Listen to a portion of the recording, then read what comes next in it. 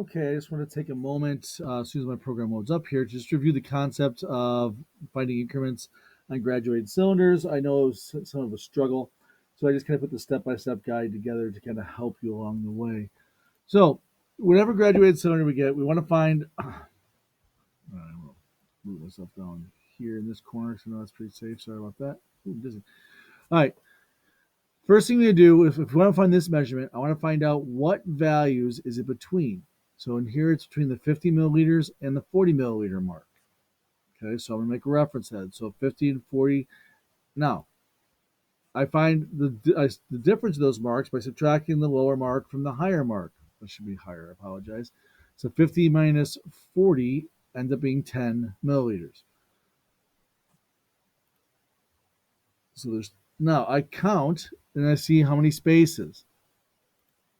1, 2, 3, 4, 5, 6, 7, 8, 9, 10. So there are 10 spaces on the graduated cylinder.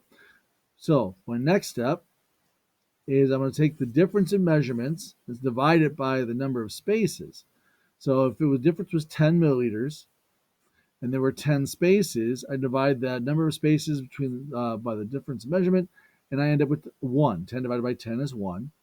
That means each one of these spaces is worth 1 milliliter. So then I just take what I have. I have 40, and then 41, 42, 43, 44, 45. Now, I'm not a huge fan of this. We always measure from the bottom of the meniscus, but I'm going to go ahead and say that this is approximately 45 milliliters.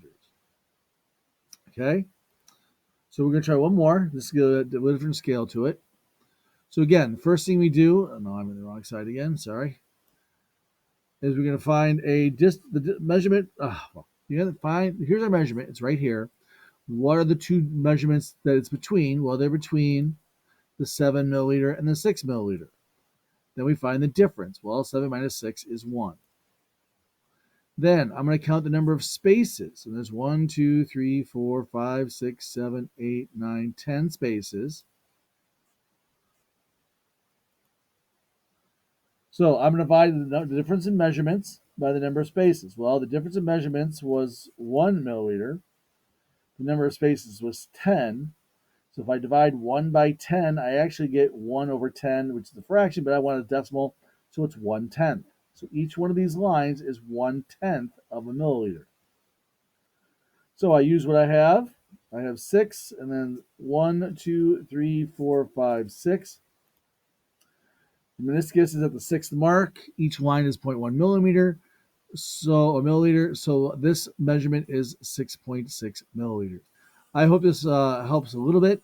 I'm going to go ahead and stop running this real quick. If you have any questions, you can always reach out to me, and we'll go over this tomorrow as well.